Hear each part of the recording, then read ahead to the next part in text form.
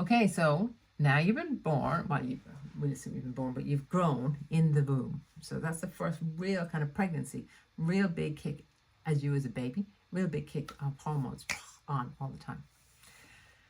And then you're doing your business. You're just growing, like and then puberty. May the Lord save us and bless us. What happens in puberty? Oh my goodness. So you're motoring along, and then the hypothalamus starts to secrete other hormones, and you really are going to become sexualized. You're going to become like, so increase in testosterone. If you're a bloke, you're going to start having wet dreams and having sperm production. You're going to start developing the deeper voice and the hair on your face, all these kind of things. Meanwhile, the women, we have our estrogen and progesterone are starting to kick off. Your eggs have now, which were formed in the womb, your eggs are now maturing enough to start to be released, and so menstruation will start. And also then you start to get breasts, you start to get waist, you start to get hips, all that kind of stuff. So they're the kind of things we think of and we kind of know about them. That's like, yeah, everybody knows. But the brain also changes. So it's not just about these physical changes, it's also about the brain. So some of the kind of changes that happen with the brain, there's loads of fantastic things. Like when the babies are little, they make all these networks, right? It's like things are sparking all over the place, and there's all these like connections made. And then at about the age of 2 or 3, it starts to pare back. So the actual pneumatic connection starts to reduce, and the brain itself starts to pare back its connections, which means that you can be more efficient with your recall, with your understanding.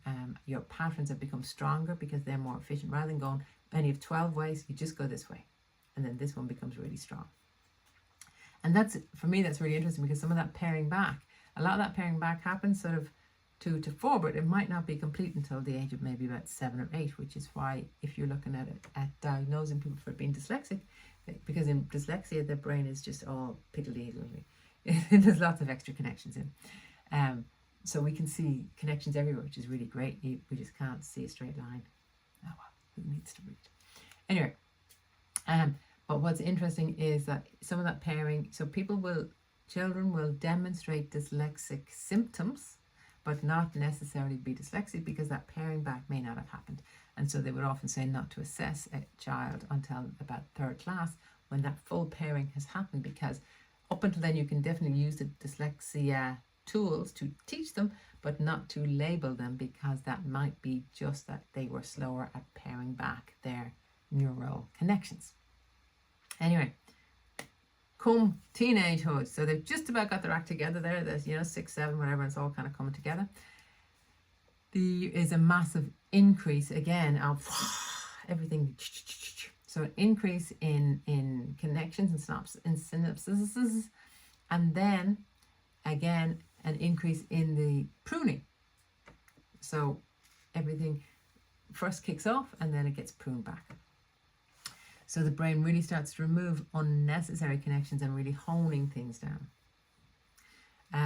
There is a huge growth in the limbic system. So, and what does that mean, your limbic system? It means that there's real heightened emotions. I mean, I know that's probably what we first thought of when we heard of teenagers. So, but it's because their limbic system is really in a grow. It's like an accelerated growth. So heightened emotions, but also heightened risk-taking. So the insurance companies aren't making it up when they look at young people as being more dangerous, because they can't see risk. Their brains are still, physically, their brains are still developing. They are not developed adults, they are still developing. And therefore they really don't have that sense of risk. They can't see risk in the same way as we can. And they're heightened emotion and heightened risk-taking, heightened reward stimulation. So again, everything is, it's amazing. It's like as if everything is really heightened, which of course means their crying is really heightened too. But anyway, there's delayed development of the prefrontal cortex. They're basically thick as two short planks, teenagers. They are the part of their brain that is responsible for planning, remembering to put their homework in their bag and put their bag at the front door so that they bring their homework to school the next day. It is not just that they're lazy. Their prefrontal cortex, that planning part of their brain, is not functioning fully yet. It doesn't mean they're thick. It doesn't mean they're lazy. It just means that you need to put systems in place so that you can support them, because the world doesn't say, listen, lads, I know you're teenagers and your brain is in high development. It's really developing. Your brain is like developing, and I know you haven't got this bit yet here, which means that you can plan and that you can coordinate and organize yourself. So don't be worrying about it.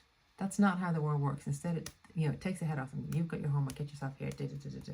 So that's where we, as the adults with prefrontal cortexes that function, really need to support them, put systems in place so that it really supports them win and be successful.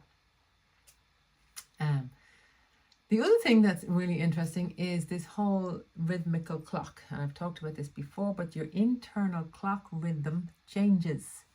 So your melatonin, do you remember I said melatonin tells you when to be waking and sleeping. For us elders, up at dawn and bed at dawn at dusk. I mean, we live in Ireland, so that's not really going to work in the summer, but or the winter for that matter. But we can kind of get into this 6 to 10 o'clock kind of rhythm, potentially, or whatever your version is. Teenagers, their whole clock gets moved. So in actual fact, their sleep-wake, it's not just that they're up all night playing computer games and therefore lazy and don't get out of bed in the morning. Their actual melatonin, their actual internal clock shifts a couple of hours. And then it will shift back. But during that stage, there's loads and loads of research that shows that their internal clock has actually been reset. So it would mean now in Ireland we're grand, because 9 o'clock is not, I don't think 9 o'clock is a mad start, but like countries where kids are going to school for 8 o'clock or for 7 o'clock at that time in their life, it's really difficult. And it's not just that they're being a pain in the arse. And equally they can stay awake, and again, any of you who've had teenage kids, you are like just about to fall asleep when they come in to tell you whatever it is that's going on, and they are like they're and it's fucking 12 o'clock, excuse me. It's 12 o'clock at night, and you're there with like trying to put like matchsticks in your eyes so you can pretend you're open, your eyes are open, and you're like, this person hasn't spoken to me civilly or otherwise for weeks, and now as I cannot open my eyes, they are now sharing their heart with me, and I feel so bad because I cannot stay awake, and yet they are actually sharing their heart with me. They're actually asking me for some support, and I'm their mother, father. I need to give them some support, and I can literally not keep my eyes open. Okay, that might have been personal story there, but it's really common, because that's when they are not ready for sleep yet. And of course, what happens with them is that their whole clock is shifted, and now they are wide awake and they are processing the day.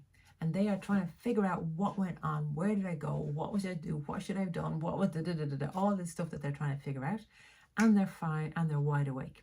Now, it's very unfortunate that typically the actually fully developed adult who is around to support them is conked out by then. It's a pain in the arse, but if you can make yourself available to those teens at that time, it will pay dividends, because they are really struggling to figure out what way is up and how to support themselves. And this is when they want to talk.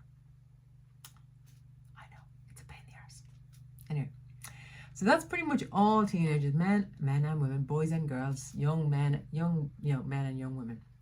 A couple of things that are different though, and this is, I want to really highlight this as we go through, because the assumption is that we're all the same, and once up until teenage, pretty much you can kind of it's fine, but really now it's not.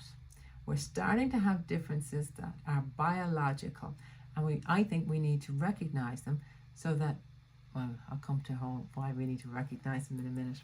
But boys then at this point start to show more spatial and more changes in their spatial and motor areas, whereas females show more early maturing in their language skills, in their social skills, and their emotional skills. Again, this is stuff we already know, but now the brain scans are able to show us. It's not that women are not good at maths, that only men are good at maths. And it's not that men are not socially adapt or not able to string two words together. It's that we develop different rates. And then obviously we probably go to our biases, which is very typical. The same as if we, whatever our patterns are, whatever we're good at, we go to that. So because they develop those skills earlier, maybe that's what brings them in down these two paths. So I think here's another really important thing, is that we make sure that we keep both paths open, because just because the girl has taken off in languages and the bloke has taken off in the maths doesn't mean that the girl is not going to catch up with them in the maths and that the boy is not going to catch up with them in languages. These are obviously massive generalizations. Please do not be, well, if you be triggered if you want, but I'm going to recommend that you don't get triggered, but that these are massive generalizations. But my point is that we have now put effort into letting the girls develop slower with their maths, but then when they're ready, wow, do they take off.